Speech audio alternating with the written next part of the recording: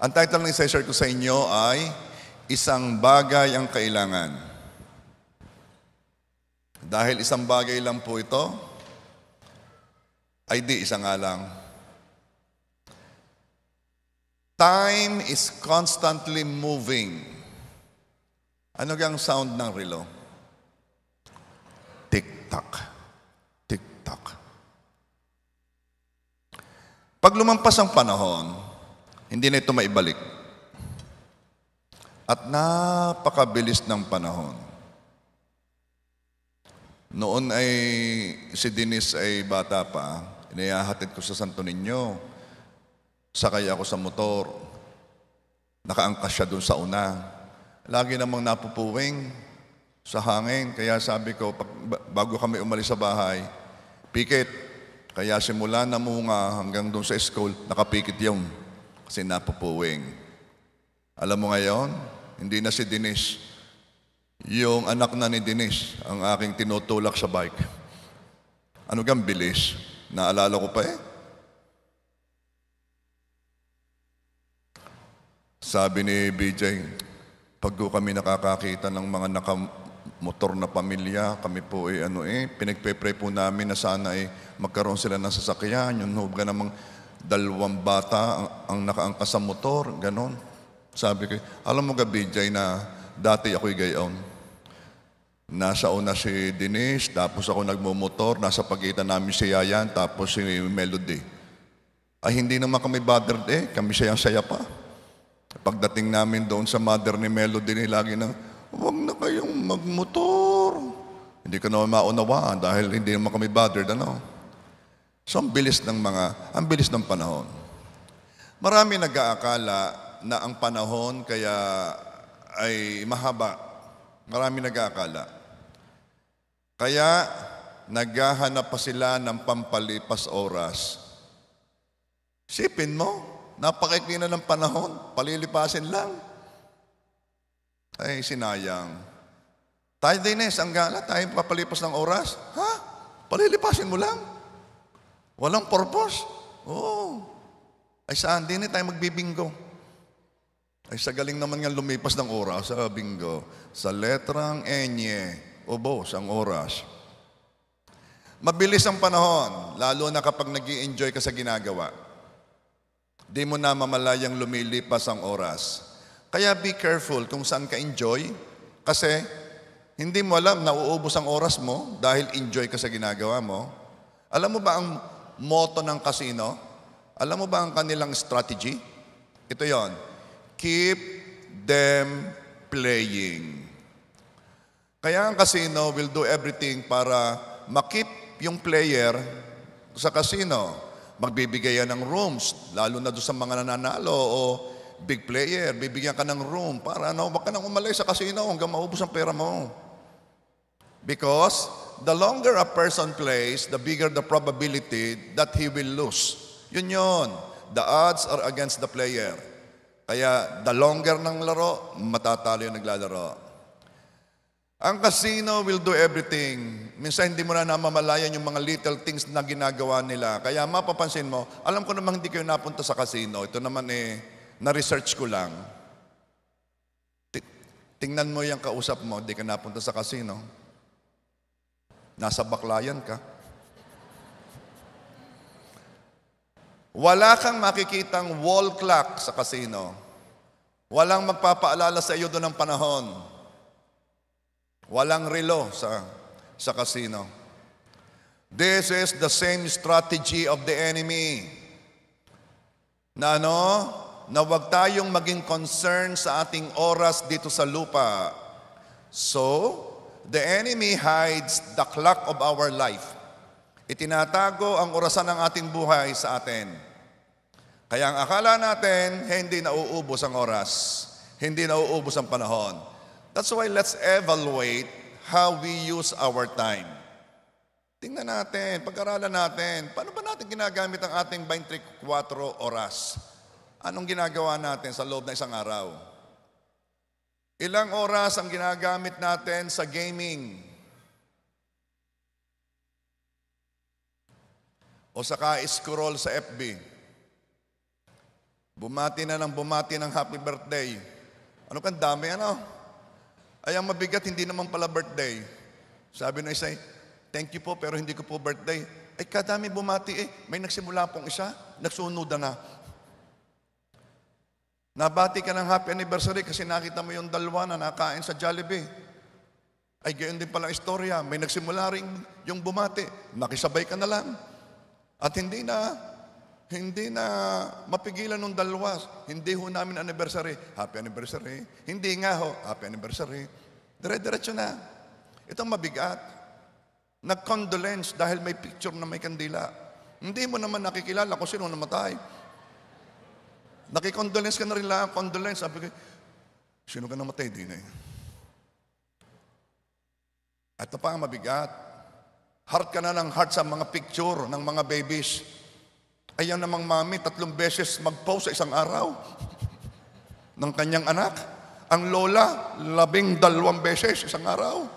Pag hindi ka naman nag-heart, baka naman magtampo. Ay di heart ka na ng heart. At ubos na ang buong araw. Let's be a good steward of our time. Let's discipline ourselves sa paggamit ng ating 24 oras dahil talagang dumadaan yan ang hindi mo na namamalayan, hindi mo mapigilan, lalampas yan. So let's evaluate and be a good steward. Pinagkatiwalaan tayo ng 24 oras sa isang araw, maging mahusay tayong katiwala ng pinagkatiwala sa atin. Awit 90:12. Kaya turuan mo kami na bilangin ang aming mga araw upang kami ay magkaroon ng pusong may karunungan. Paano gamitin ang panahon ng may karunungan? How are we going to do this? So sa pagkakataong ito, basahin natin ang istorya ni Martha at ni Mary. At sa biyaya ng Diyos, makikita natin dito kung paano gugulin ang ating araw sa tamang paraan o ng may karunungan. Lucas 10:38. Sa pagpapatuloy nila sa kanilang lakad, pumasok siya sa isang nayon. Isang babaeng ang pangalan ay Marta ang tumanggap kay Jesus sa kanyang bahay. At siya'y may isang kapatid na tinatawag na Maria na umupo sa paanan ng Panginoon at nakinig sa kanyang salita. Lucas 10:40. Ngunit si Marta ay naaabala sa maraming paglilingkod. Magkapatid sila na, si Marta at si Maria. Si Marta, masipag, abalang-abala. Siya'y lumapit sa kanya, meaning kay Jesus, at sinabi, Panginoon, wala bang anuman sa iyo na pinabayaan ako ng aking kapatid na maglingkod na mag-isa? Sabihin mo nga sa kanya na tulungan ako. Yung ganamang busy sa kusina, may bisita di gayon tayo. Pag may bisita talagang hindi na magkaintindihan, linis ka, kilinis, paluto, din ay paluto doon. Bakit may bisita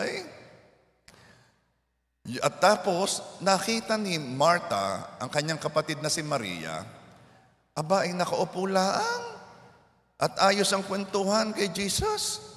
Nakikinig sa kwento ni Jesus at nakaupo sa paanan ng Panginoong Jesus. Ay di, offended na offended si Marta. Panginoon, sabihin mo naman sa kapatid ko, ako'y tulungan. Lucas 10:41. Subalit sumagot ang Panginoon at sinabi sa kanya, Marta, Marta, nag-aalala ka at nababagabag tungkol sa maraming bagay. Wait, sandali, para may mali Dumating si Jesus sa bahay ni na Marta. Hospitable naman si Marta. Kaya siyempre, abala siya sa paghanda ng kailangan nila. Siguro inaayos yung tutulugan, siguro nagwawalis doon, siguro yung kakainin mamaya, busy siya. Alam mo yung hospitality? Yan ay kabutihang asal Alam nyo ang aming life group usually 2 times a month sa bahay.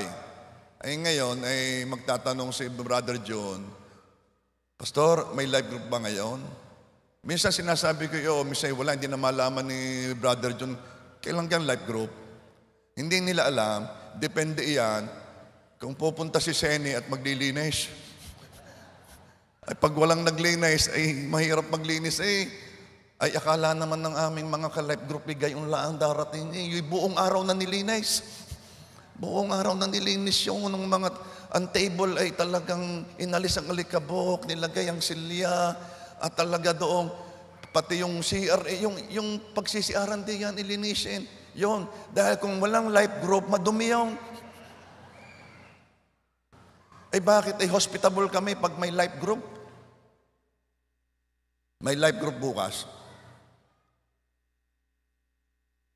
Depende. Ang hospitality ay kabutihang asal. Pero madaming trabaho. Kaya marami dyan sa naghahanda, yung mag-iisip, ito, sige ating lulutuin ni Re. Tayo bibili ng baboy, ating ipapakatay. Pagkatapos, tatawagin natin yung mga kumpare diyan, mga ngahoy tayo. Pagkatapos, lulutuin natin. Ay, nasan yung mga, ang mga sibuyas, o mga pagkatapos, sige, tatatayin. Ako sasabi din yun, oy, manghiram ng kawali, manghiram ng lutuan, at saka ng gasol. Hay, ang dami iniintindi. Ipa-cater na lang yan. Kaya uso ng cater, diga? Ipa-cater na't wala nang iniintindi. Sila, dala nila lahat. Dala ang lamesa, dalang lahat, pati pagkain. Si Marta ay pagod na dahil ang dami nang gagawin. Ang dami niyang ginagawa. Nagse-self-pity na kasi hindi tinutulungan ng kapatid. Alam mo yung mga pagod, marami yung mga emosyong Pag ikaw medyo napapansin mong emotional ka, tingnan mo, baka kayo pagod lang. Tuloy natin, balikan natin ulit yung Lucas 10:40. Balikan natin. Panginoon, wala bang anuman sa iyo na pinabayaan ako ng aking kapatid na maglingkod na mag-isa? Sabihin mo nga sa kanya na tulungan ako. Anong ibig sabihin ni Marta? Sabihin mo nga sa kapatid ko si Maria na mahalaga ang ginagawa ko. Yun. Yung kanya hindi. Pero, nirebuke siya ni Jesus gently.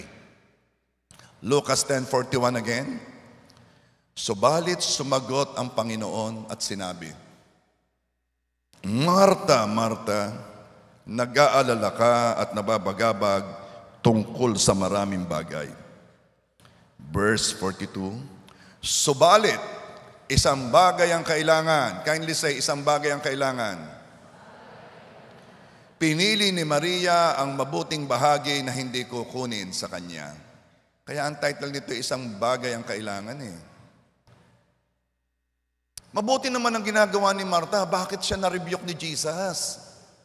Sa ating tradition, sa kultura natin, mabuti ang ginagawa ni Marta. Miski nga sa amin Si Pastora Melody, hindi yan makatagal nang nakaupo sa table at nakikipagkwentuhan. Hahanap yan ng walis at kaya magwawalis. Ang hahanap yan ng magawa. Ako naman, hindi ako makatagal nang nagwawalis. Gusto ko yung nakikipagkwentuhan. Mabuti ang ginagawa ni Marta. Pero bakit siya nirebuke ni Jesus? Itong reason. Dahil maikli ang panahon and we must use our time well. Ang pag-alaala sa maraming bagay, ang uubos ng ating oras. Pagdami ng iyong iniintindi, pagdami ng iyong alalahanin. Bawasan mo ang mga bagay na iniintindi mo sa buhay. Dadami ang oras na available mo para magawa ang tamang bagay. Bawasan mo ang mga ari-arian mo at mababawasan ka ng alalahanin. Imagine kung marami kang mga gamit sa bahay na nakapatong. Yung mga vase na iniingatan mo na baka masagi, ang dami mong alalahanin. Ikay naglalakad, nakita mo yung vase, medyo malapit na sa tabi, aayusin mo pa. Ikaw idadaan, kita mo, meron din yung ang dami mo iniintindi. Kaya maganda yung bahay na minimalist. Alam ganyo yung minimalist? Yung walang bahay? Hindi, yung kakaunti ang mga ang mga nakapatong, kakaunti ang mga nakalagay. What is necessary lang. Pati nga ang design, basta tuwid. Basta kung ano lang nandoon, minimalist, parang kang nakakahinga ka. Pumunta ka sa bahay na ang daming nakapatong, ang daming nakalagay. Nagsimula noong gumraduate sila. Sunod-sunod na diyang nakalagay lahat ng mga certificate, pati yung certificate nung siya'y nanalo ng 100-meter dash. Nakalagay. Nakasabit ang mga medals hanggang doon sa loyalty award at saka doon sa no absent award. Lahat ng mga binigay noong mga wedding ng mga mags na nakalagay doon ng picture nung kinasal. Yung ka na may iinuman mo, laging silang makikita mo. Pagka kayo magbibigay ng giveaways, huwag niyong ilagay ang picture ninyo, ha? Eh, kahirap naman tuwin na lang ako, iinom ng kape. Ari na naman mukhang rin nakita ko. Lahat ay ipong-ipon. Ang dami na, alam mo ba, problema yan yung gang clutter. Ang rule, basta daw ikaw ay nagpasok sa bahay ng kahit ano, mag-aalis ka. Dahil in 1 year, puno ang bahay mo. In 1 year, ang gulo ng walang kaayusan. Linis ka na ng linis, hindi malinis. Bakit? Ay puno. Nililipat mo lang ng tayo. Yun ang nangyari sa amin Nandiyan pa kayo.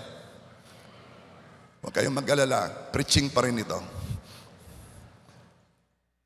Marta, gamitin mo ang panahon mo sa isang bagay na kailangan. Huwag kang magpadala sa mga pinagkakabisihan na nakagisnan mo. Huwag kang magpadala sa nakikita mo sa ibang tao na pinagkakabisihan nilang sila'y alalang-alala doon, sila'y bagabag doon. Tanungin mo ng iyong sarili, ang ginagawa ko ba ay isang bagay na kailangan? Ano nga ang title ng ating pinag-uusapan? Isang bagay na kailangan. Ano ba yung isang bagay na iyan? Ano yan? Eto, balikan natin uli, Lucas 10:39. At siya'y may isang kapatid na tinatawag na Maria, na umupo sa paanan ng Panginoon at nakinig sa kanyang salita. Si Maria ay umupo sa paanan ng Panginoon at nakikinig sa kanyang salita at ini-encourage ni Jesus. Hindi siya nire-review, hinahayaan ni Jesus. Si Marta, busy sa pag-iintindi sa kanila, ni-review ni Jesus. So, yung ginagawa ni Maria, ang isang bagay na kailangan. At ano yon? Ang makilala si Jesus. To be with Jesus and to know Him. Ang umupo sa paanan ng Panginoong Yesus at makinig ng kanyang salita, yon ang isang bagay na kailangan. Kilala ni Martha si Jesus. Pero ang gusto ni Jesus ay continuing and consistent na pagkilala sa Kanya. Hindi, ako na may yan narinig ko na nung una, hindi, ang gusto ni Jesus, dere-derecho. Napipiliin mong yun ang gagawin mo lagi. Pipiliin. Dahil ang sabi dito ay pinili ni Maria ang bagay na hindi kukunin sa kanya. Piliin mong gawin yon. It is an act of will, yung pagpili. Why? Because there is a lot to know about the Lord. Ito ang bahagi na hindi kukunin sa iyo. Ano pong ibig sabihin noon? Ba't hindi kukunin? Anong hindi kukunin? Kasi ganito yon. Lahat ng pinagkakabisihan mo, nag-aalala ka, nababagabag ka, lahat na pinagkakabisihan mo ay mawawala. Noong pandemic, kami ni Melody talagang nag-garden. Kami mga plantito-plantita. Ako ayaw ko na. At yung aming pinagkabisihan namin noon, nako, sa ganda ng aming garden noon. Ngayon, nakita ng ATM, ano nangyari sa garden ni Melody? Wala na, hindi nakapareho nung una. Samantala nung una, abalang-abala kami noon sa pagtatanim. Gabi na, naroon pa kami sa garden. Napakadami po naming bakanting paso. Yung gusto ng paso, pumunta sa bahay. Pero yung plastic ha, baka gusto niyo yung clay. Sa dami talaga. Huwag kayong mag-alala, may butas na ang ilalim. Napakadami. Yung may gusto pumunta sa bahay. Meron lamang po yung nakakapit, iboto si, ganyan. Pero, alam naman nyo ngayon ha, lahat ng bigay yan, kailangan yan. Okay. Nandiyan po ba kayo? Sandali. Kung kayo na may pupunta sa bahay, kukuhanin yung paso, kayo na may text muna. Nakakitawag kayo ng tawag doon, Pastor, yung sabi mong paso! Totoo yun na. Wala nga nung biro. Punta kayo. Huwag na naman yung hihingin yung halaman, paso lang. Uso pa ba yun? Yung pag napunta sa bahay, basta nakuha ng halaman? Dahil ang sabi nila, yun daw ang nabubuhay. Yung ninakaw. Yung kinuha. Christian ha, kayo huwag kayong basta maniniwala sa mga sabi-sabing ganyan. Knowing God is for our sake.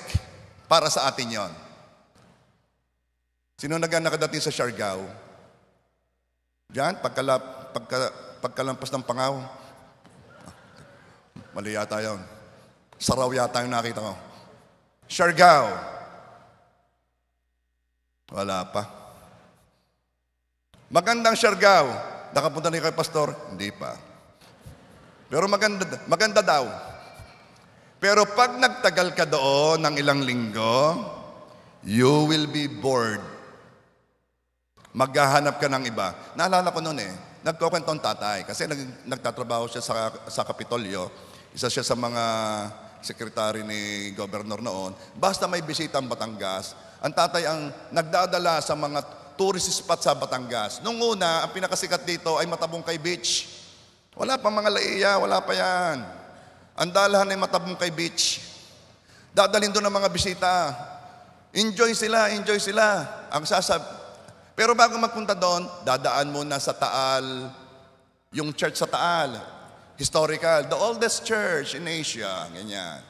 And then, pupunta na sa Matabungkay Beach. Gustong-gusto ng mga foreigner ang beach. Maya-maya, pagkaligo, natulog doon na isang beses, sasabihin sa tatay, what's next? What's next? Anong ibig sabihin? Kahit anong ganda ng lugar, hahanap ka ng anong sunod? Okay. Nagandaan ka sa Siargao. Pagkatatlong araw, ikay maboboard diyan. Maghahanap ka ng iba. Oh, let's go to Boracay. Okay, nice Boracay. Pagkatatlong araw, what's next? Bored ka na. El Nido. Nagandaan ka.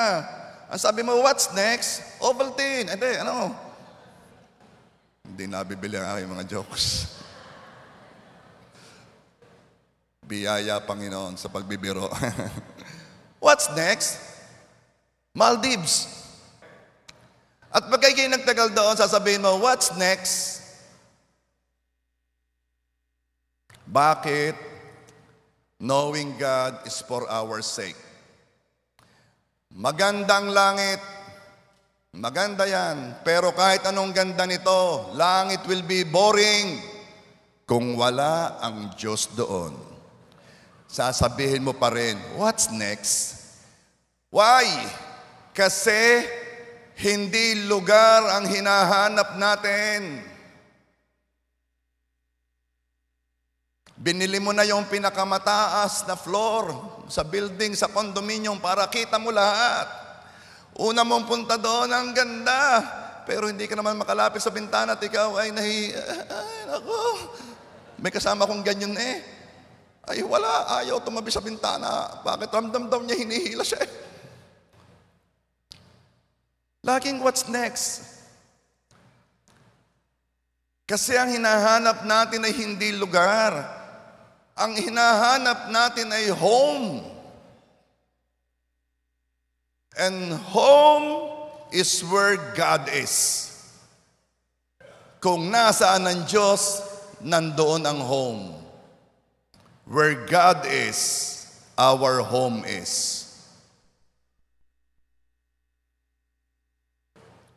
Kaya, unang pasok dito, makikita agad nyo, welcome home.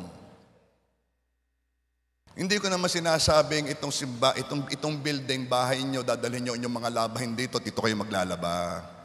At dito kayo magsasampay. Hindi ganon. Ito'y home kasi dito natin minimit si Jesus.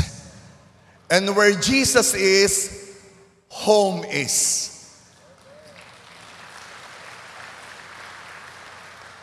Kaya, welcome home because God is.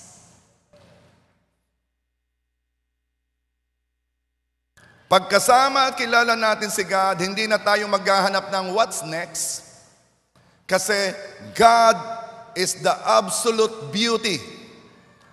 Wala nang what's next pa sa Kanya because He is the everlasting perfection. Siya yung kapuspusan ng lahat ng mga bagay. Siya yung perfect. At siya eternal, everlasting, walang hanggan. Kaya naman ang makilala siya ay isang bagay na kailangan natin. Dahil pinupuno nito ang longing ng puso natin. It is the reason kung bakit napakasaya natin kapag nare-reveal ang word niya sa atin. Napakasaya natin pag siya'y nakikilala natin. Merong isang teacher of the word si R.C. Sproul. R.C. Sproul. Tinanong siya, ang tanong ay ito, dahil ang Diyos ay slow to anger and patient, bakit naman napakatindi at napakatagal ng parusa kay Adan? Yan ang tanong. Di ba ang Diyos ay hindi siya magagalitin? Full of patience. Bakit ang bilis ng parusa kay Adan? Sa kanyang isang pagkakamali. Alam mo, ayon sa pagpapakilala ng Diyos sa kanyang sarili kay R.C. Sproul, R.C. Sproul was offended by the question. Sabi niya, bakit matindi ang parusa? Yun bang tanong mo? Ibig mong sabihin, ang isang pipitsyuging nilikha na galing sa putik, kanyang sinalungat, kanyang sinuway, kanyang nilabanan ang makapangyarihang Diyos, perfect in beauty and holiness. Tapos tatanungin mo, bakit katindi ng parusa? Dapat ang tanong, bakit yun lang ang parusa? Sinabi na sa kanya na huwag mong kainin ang bunga at kapag kinain mo ay tiyak na ikay mamamatay. Noon naman kinain ng araw na yon, hindi siya namatay. Ang relasyon ang namatay, pero siya'y buhay. At siya'y nabuhay pa. At siya'y binalutan ng Panginoon ng biyaya, ang kahubaran niya, binalutan ng biyaya ng Diyos. At pagkatapos ay agad ay nangako ang Diyos ng magliligtas sa iyo. Sinabi agad na sa seed ng woman, sa anak ng babae ay lalabas. Ang tatalo sa luminlang sa inyo, meron na agad plano ng pagliligtas. At pagkatapos tatanungin mo, bakit ganun katindi ang parusa? Ang pinagkasalaanan ay ang pinakamakapangyarihan, napakabanal, may lalang ng langit at lupa, at ang nagkasalay isang pipitsuging kinuha sa putik. At pagkatapos sasabihin, bakit ganun lang? Kulang pa. Ang problema daw natin, mga Kristiyano, hindi natin kilala ang Diyos at hindi natin kilala kung sino tayo. Akala natin kung sino tayo, kaya hinihiling natin ang Diyos na kumilos ayon sa gusto natin. No. Ang Diyos, ang Almighty God, perfect in beauty and holiness. Perfect. Walang kulang. Sa halip na siya'y tanungin mo kung bakit ganon, ang itanong mo, Lord, anong nakita mo sa amin at kami pinili mo't iniligtas pa? Alam mo, ito ang reason kung bakit kailangan makilala natin ang Diyos. Kasi napakadami nating mga iniisip na maling-mali. Dahil hindi natin kilala ang Diyos, ang tataas natin. Kung kumilos tayo, akala natin tayo may-ari ng ating buhay. Walang pakundangan kung lapastanganin ng Diyos. Walang pakundangan kung magsalita tayo ng nakakasakit sa Panginoon. Para bagang tayo ang Diyos.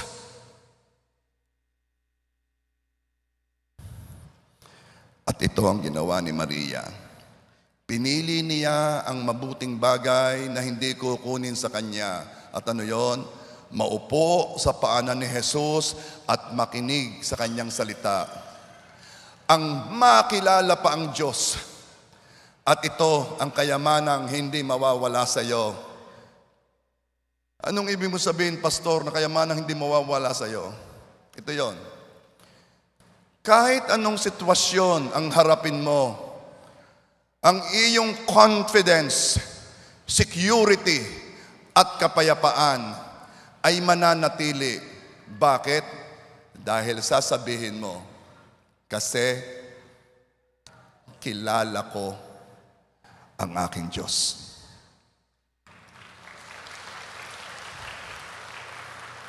May nangyari hindi maganda. Gusto mo na mag-alala. And then, maaalala mo, narinig mo salita ng Diyos, nangusap siya. Nakita mo ang Joshua 1:5. No one will be able to stand against you all the days of your life. As I was with Moses, so I will be with you. I will never leave you nor forsake you. Oh, those words, they are gold. Sila yung nagpapalakas ng iyong espiritu. Walang makakatayo laban sa iyo sa buong araw ng iyong buhay. Yan ang salita, yan ang sinabi ni Lord sa iyo. At dahil yan ay buhay sa iyo, ikaw ay may confidence harapin ang buhay. Harapin ang lahat ng mga hadlang sa iyong mga pangarap because kilala mo ang Diyos mo. Kaya kapag ka mayroong mga sitwasyong hindi maganda, hindi ka mababagabag at ang sasabihin mo, kilala ko ang Diyos ko.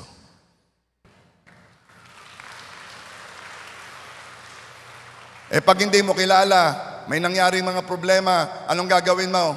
Sinasabi ko na nga, may kasalanan na yan si ano, kung hindi nangyari yun, dahil ano, ay kung hindi naman nagkaganyan, yan na ang mga kilos ng hindi kilala ang Diyos. Ito ang sinasabi ko ha, kung ya'y hinayaan ng Diyos mangyari sa iyo, then alam ng Diyos kung paano ka ililigtas diyan. Don't worry. Fear not. Makapangyarihan ng Diyos mo. He is in control. Is still in control. At hindi mawawala sa trono. Siya pa rin ang nakaupo sa trono. Bakit ang isang bagay na kailangan ay ang piliing makilala si Jesus? Isang bagay daw lang yung ginawa ni Maria Pinili niyang makilala si Jesus. Kasi habang nakikilala natin si Jesus, ay makikita natin ang uri ng kanyang kabutihan. At kakaiba yon. Why? Kasi siya ang nag-iisang mabuti. Hindi mabuti rin itong asawa ko, mabuti rin itong anak. No. Sabi ng Mark 10 verse 18, why do you call me good? Jesus answered, no one is good except God alone. Ano ibig sabihin ni Jesus? Ba't mo ako tinatawag na mabuti? Tinatanggap mo ba akong Diyos? Dahil iisang mabuti, Diyos lamang. No one is good. Dalhin mo dito ang pinakamabuting tao sa balat ng lupa. Dalhin mo dito. And I will tell him, you are not good. Because no one is good except God. Kaya pag nakikilala mo ang Diyos, nare-reveal sa iyo ang uri ng kabutihan na hindi mo pa nakikita noon. Kakaiba. Pag nakikilala mo ang Diyos, nakikita mo ang klase ng kabutihan. Ganun pala. So ano mangyayari kapag na-reveal sa iyo ang kabutihan ng Diyos? Romans 2 verse 4. The goodness of God leads you to Ang kabutihan ng Diyos ang mag-aakay sa iyo na magsisi. Okay. Paano kung sabihin ko sa inyo, ha? Paano kung may gamot na pag itinurok sa iyo ay mawawala ang iyong bisyo at ang iyong mga adiksyon? Tulad po ng ano, okay, listen to me ha, listen. Maganda ere. Walang kakausap sa katabi. Paano kung may gamot na pag itinurok sa iyo ay mawawala ang iyong bisyo? Mawawala yung mga addiction mo. At tulad ng ano, pag-iinom, paninigarilyo. Yung pag tinurukan ka, mawawala. Pag-vape. Mawawala din ang iyong bisyo ng pagsusugal. Mawawala din ang bisyo ng pagsashopping. Maraming yan ang bisyo. Ang tanong, magpapaturo ka? Sagot, magpapaturo ka? Yung tunay ha? Hindi. Sino magpapaturok? Sino? Okay. Paano kung sabihin ko sa iyo na meron na nga? Tunay, meron na. Ang pangalan ng gamot ay Ozempic. Originally, ang gamot na ito ay pag tinurok ay para makontrol ang diabetes. Nare-regulate ang sugar at ano pa? Napakahusay magpapayat. Pag tinurok, pumapayat. Sabi nung isa, saan nung nabibili yan? Akala ko hindi ka magpapaturok. Okay. Itinuturok ito weekly. At maraming nagpapaturok nito sa Amerika. Pati sa Pilipinas, lalo na sa mga artista. Kasi matinding magpapayat. Sa Pilipinas, nagkakaubusan ito. Sabi ng isa, ano daw gamot? Medical. Hindi ka nakikinig. Ozempic. Lagay mo nga, Ozempic. Hindi, wag na. Baka i-google ka. Ito ngayon ha, nakakapayat, nagaling ang diabetes, lalo na yung type 2. Pero napansin nila, merong good side effects ito. Alam ba ninyong maraming gamot na kaya sumikat dahil sa side effect? Glutathione. Yan ay magaling sa liver. Pero kaya binibili ay nakakaputi. Tanungin mo ang katabi mo, glutathione yan o yun ay natural ba yan? Natural, okay. By the way, mga Pilipino, mga kabayan, kaya ang kulay natin ay brown. Tayo ay nasa tropical climate. Ito'y design ng Diyos. Mainit dito. Ito'y proteksyon natin sa araw. Kaya tayo ay nagpuproduce ng melanin na nagpapakulay brown. Mahal tayo ng Diyos, kaya ang kulay natin brown. Yung hindi brown ang kulay, mahal ka rin ng Diyos. Ikaw naman. Tuloy.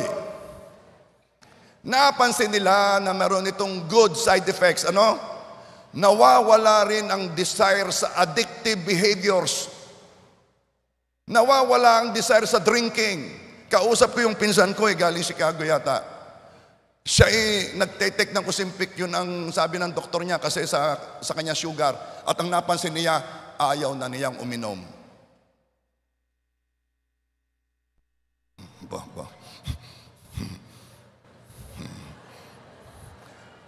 Mga lalaki, pag kayo'y tulog at sumakit ang inyong baraso, may tumurok.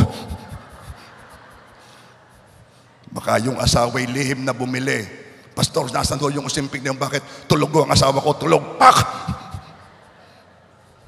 Tuloy natin. At sabi ng maraming nag-take, nawala din ang addictive behavior nila sa smoking. Eto pa, pati gambling. Mahirap naman, pagsasabungan, nagbenta ka ng Ozempic. Yung mga talo pa rin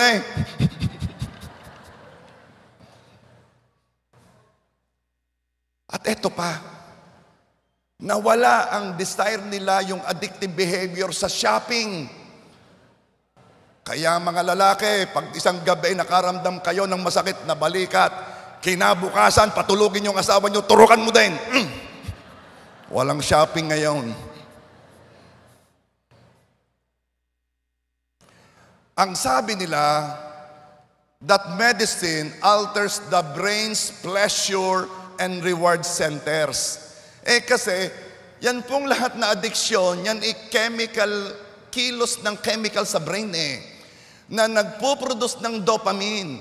Yun pong ininom na gamot na yon somehow, ay kumikilos yan na pag nag-interact ang dopamine, nawawala ang desire mo. Sabi nung pinsan ko, okay naman, ako naman may appetite pa rin sa pagkain. Masarap pa rin ang lasa, pero pagkakain ko na tigil na. Hindi na ako maano sa pagkain. Tsaka napansin ko, ayaw ko nang uminom.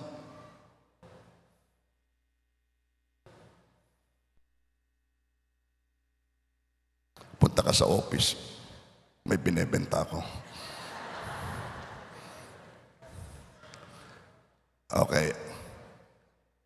Alam niyo ang pangalan ha? Ozempic. Magkano po yun? I-google nyo. Parang 8,000 yata isang turok. Ay biruin mo naman ang masesave mo sa talo sa sugal. At saka yung magkano gang alak? Ay nabili ka ng worth 50,000. Akin na yung 8,000, makakatipid ako ng 42. Okay. Pero, pag tinigil ang turok, diretso na naman. Kaya kailangan panay ang turok.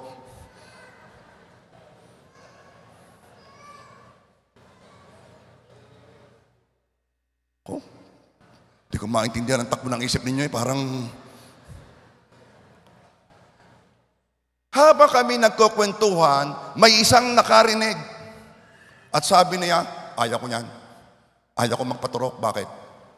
Ay ayaw kong mawala ang kinagigiliwan kong bisyo. Ay di, mawawala ng kaligayahan ko. Tingnan mo ha.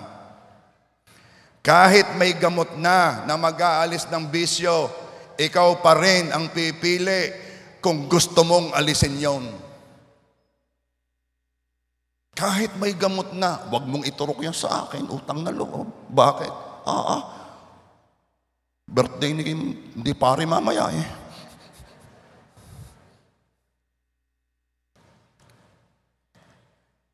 Ito ang kayamanan ng makilala si Jesus. Dahil ito ang magagawa ng kapag nakilala si Jesus, tulad ni Maria. Mas nanaisin mo siya kaysa sa ibang bagay. Ipaprioritize mo siya kaysa sa ibang bagay. Makikita mo ang kanyang kabutihan. Makikita mo ang kabutihan ng Panginoon habang nakikilala mo siya, na magtutulak sa iyong magpasya. Na Na magpaturok. Na magpasya na magbago. Magpasya na piliin ang kaligayahan na kasama ang Diyos kaysa piliin ang kaligayahan kung meron man na kasama ang bisyo. Salita ng Diyos ang kayamanan na magbibigay sa iyo ng isang bagay na hindi makukuha sa iyo.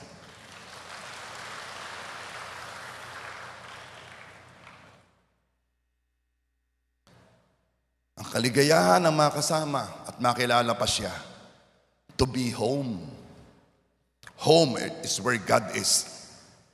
Pipiliin mong kaligayahan na close ka sa Kanya kaysa kasiyahan na dala ng adiksyon. Itatakwil mo ang iba mong desires.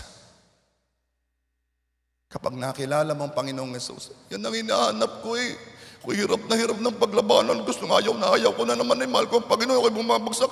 So yan na yung hinahanap ko, basta saan nakakabili ng panturok na yan. Turukan mo ako, good for 1 year.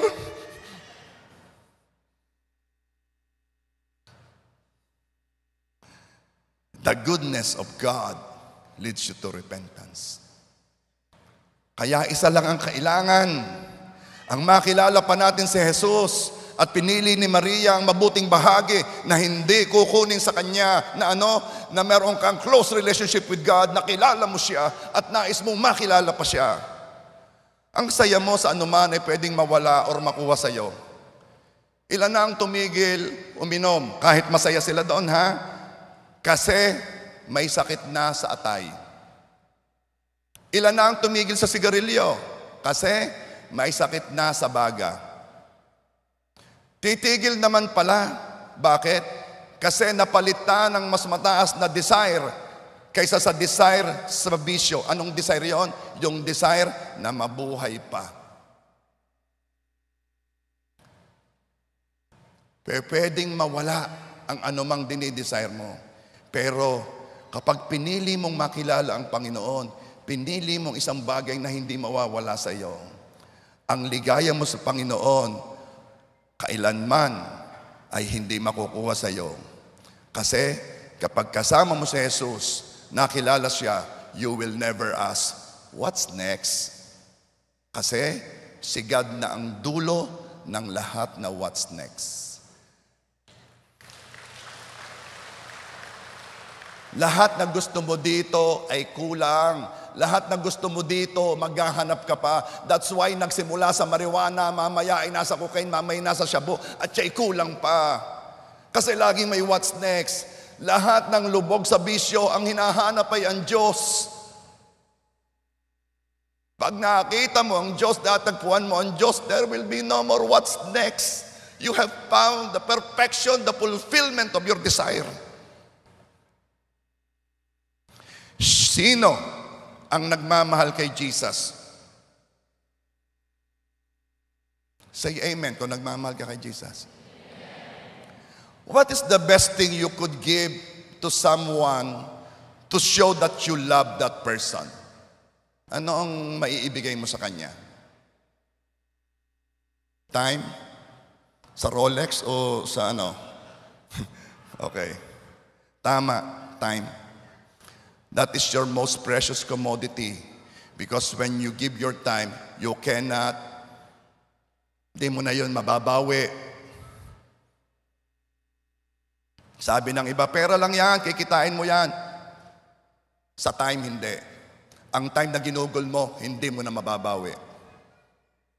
Kaya pag may umuwing balikbayan, nakipagkita sa inyo, ay inyo naman silang espesyalin. Kasi pinili nilang gugulin ng panahon, kasama ka. Ikaw naman, baliwala lang. Ang tanong, nung pasalubong mo, ay ayaw mo pa sa akin. Ako'y narito na. Ala naman, gusto ko'y pasalubong. No.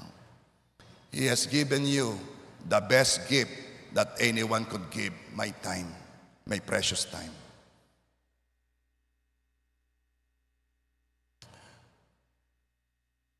Paano malalaman kung sino ang mahal mo? Ito yon. Madali kong malaman. Sabihin mo sa akin ang ginugugulan mo ng oras, sasabihin ko sa iyo kung sino ang mahal mo. Kapag buong araw ikay naglilinis ng kotse, pakasalan mo na. Talagang nagmamahalan kayo.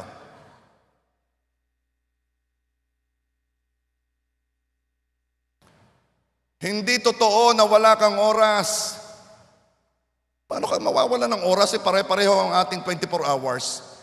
Wala kang oras kasi hindi mo prioridad. Kaya hindi ka nakarating, hindi mahalaga. Hindi siya mahalaga sa'yo. Sakit, ano? Ay, hindi naman, no. Ay, ang nag-imbita naman, no. 10, paano ka naman, no? I can only be in one place at one time. Okay. Pero you will be in a place na pinakamahalaga sa iyo. Kung wala kang oras kay Jesus, hindi siya mahalaga sa iyo. Ibibigay mo ang iyong oras sa iyong pinapahalagahan. Be a Mary. Pinili ang mabuting bahagi. At huwag kang mag-alala, hindi mo matatalo si Lord sa bigayan. Ang oras na ibibigay mo sa Diyos ay oras na ibabalik ng Diyos sa iyo. Mapapansin mo, yung isang bagay na dati bago mo matapos, it takes you 3 days, dahil binigay mong oras sa Panginoon, tatapusin niya ni Lord sa 3 minutes.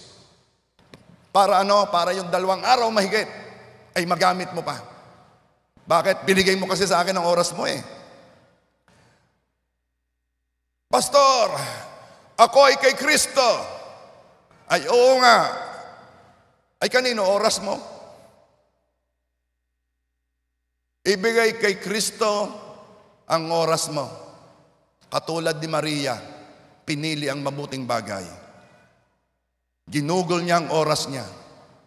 And I'm telling you, mas makikilala mo ang sino man na mag-i-spend ka ng time sa Kanya.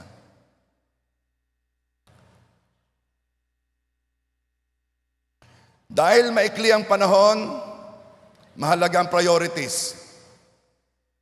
Madaling piliin between right and wrong. Mas mahirap between good and good. Diyan lalabas kung ano ang priority mo. Martha is serving Jesus. Mary is being with Jesus. Parehong mabuting bagay. Ang tanong, anong uunahin mo? Unahin mo ang to be with Him. Worship Him. You are serving God. It's a good thing. Pero unahin mo to be with Jesus bago ka mag-serve.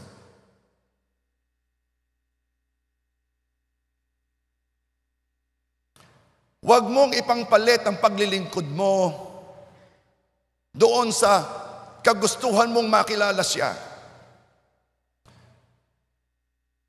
Kaya kami bothered na bothered kapag yung may mga naglilingkod na ikot na ng ikot at hindi nakikinig. Dahil busy sa paglilingkod. Unahin mong knowing Him bago ang serving Him. Why? Hindi ka tatagal sa paglilingkod kung hindi mo kilala ang Diyos na pinaglilingkuran mo. Baka isang pagsubok lamang, nanlamig ka na. Martha was deceived. Alam mo naman ang mga deceived, hindi nila alam na sila'y deceived. Ang alam niya ay siya'y tamang-tama. Dahil siya'y naglilingkod. No, ang gusto ng Panginoon, umupo ka sa paanan niya, makinig ka sa kanyang salita. Huwag mong ipagmalaki sa kanyang paglilingkod mo, Martha. At alam mo, ang tingin ni Martha kay Mary, Panginoon, sinasayang naman niya ang kanyang oras eh. Somebody said, pag ay punta sa church, napunta ka doon ng Sunday, punta ka ng midweek, punta ka kapag may mga gathering, baka kayo lumampas sa langit. Kayo kayo nasabihan na ng gayon, baka lumampas sa langit. Ano ka, sunod sa langit?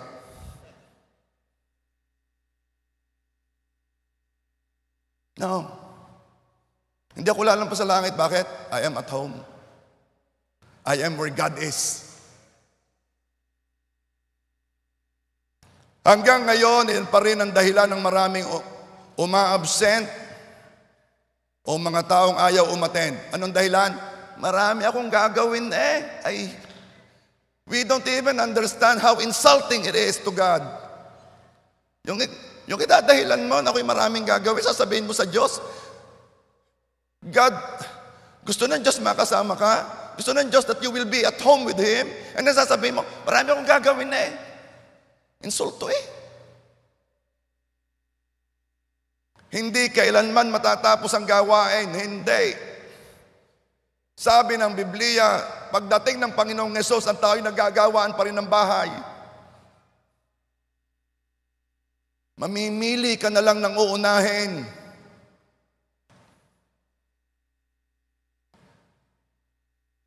At ito ang pagpapakita sa Diyos na siya'y pinaprioritize mo. Ito man lang. Marami tayong activities dito. Last Saturday, we have so good to strengthen the leaders in their discipling. Kahapon, we have seminar empowered. Ang purpose, empowered tayo as leaders to be consistent, to really serve well. Meron tayong midweek service every week. Marami pa tayong mga mentoring online. So many activities you can choose. Anong sasabihin mo? May gagawin ako eh. May gagawin ako eh. You don't even know how insulting it is kay Lord.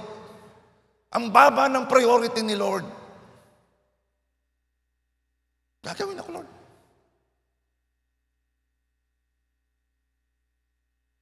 At pinili ni Maria ang isang bagay na kailangan.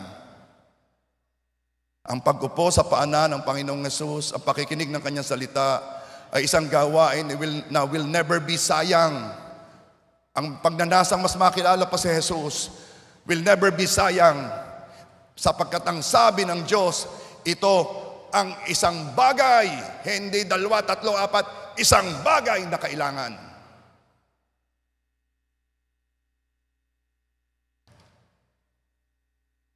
Worship Team.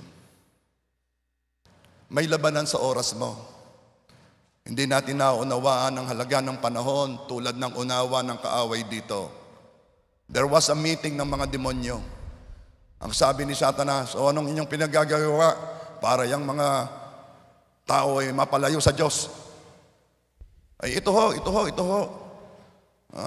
Wala bang ibang strategy? Sabi ng isa, meron ako, sure na sure. Patok na patok, very effective. Ano yon?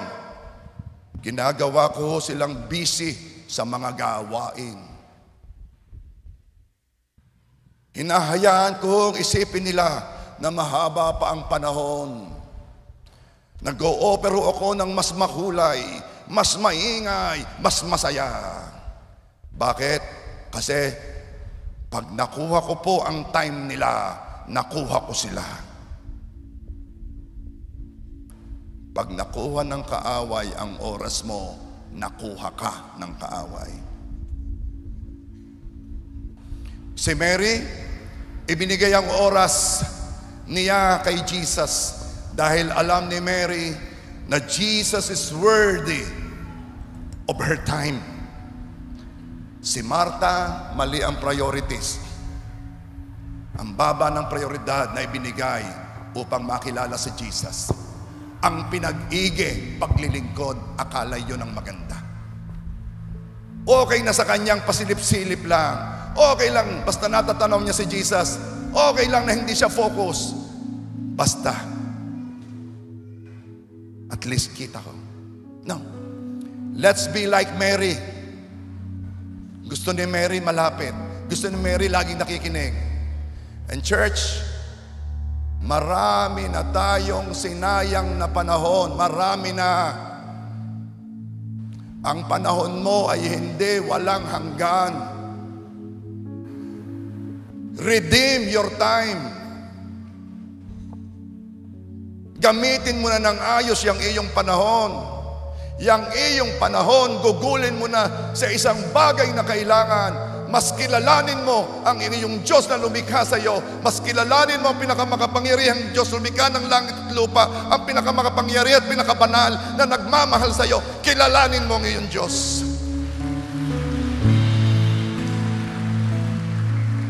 Ang isang bagay na kailangan.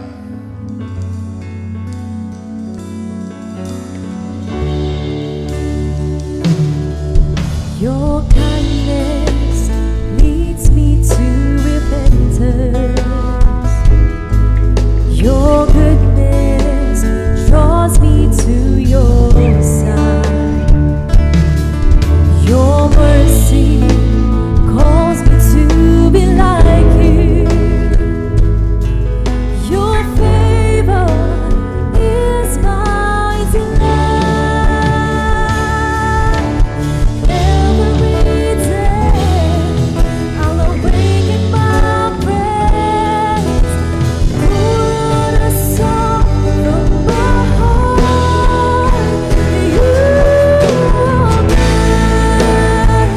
You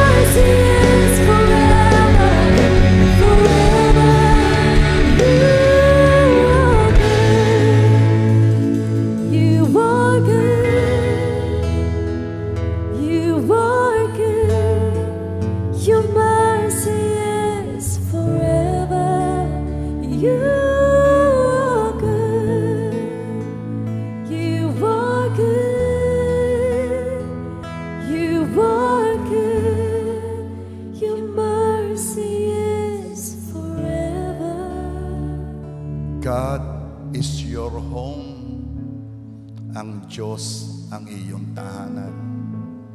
Your home is where God is. Umupo ka sa paanan ng Panginoong Yesus. Makinig ka sa Kanyang salita. Be with Him, know Him. I-prioritize mo ang Diyos mo. You have heard, I think 3-4 Sundays ago, na I challenge you to read your Bible every day. At least 3 chapters a day. Do it. Kung gusto mo bumili ka ng Bible, wag na doon sa app, wag na doon sa cellphone. Bumili ka ng Bible where you can write also, na parang nakikipag-usap ka sa Panginoon. Do it again kung hindi mo na ginagawa ngayon. Ipakita mo sa Panginoon na tama ang gamit mo sa iyong oras. Huwag ka nang a-absent ng Sunday. Be at home. Ipakita mo sa Panginoon na mataas ang prioridad niya kaysa ibang bagay. Kailan mo pa ipapadama ang pag-ibig na iyon? Yun ang hinihingi niya. Panahon.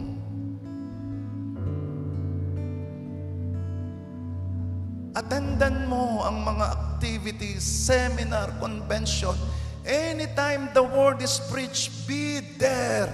Be at home. You are always saying, Lord, I love you.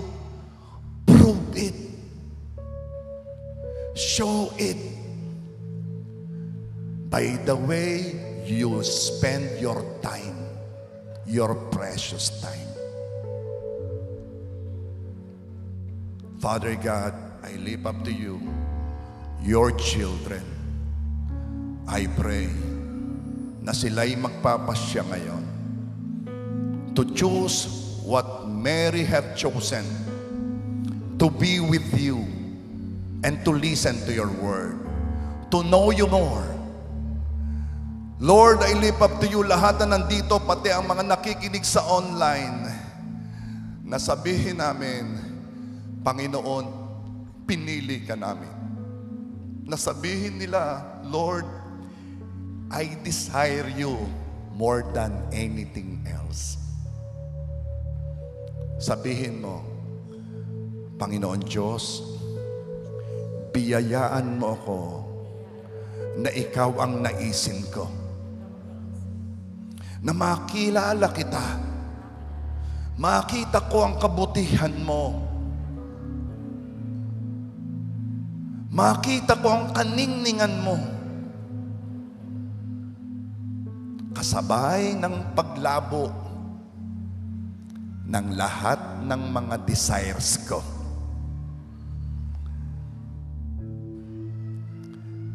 I declare, lahat tayo, pabuti ng pabuti, paayos ng paayos, pabanal ng pabanal. In Jesus' name I pray.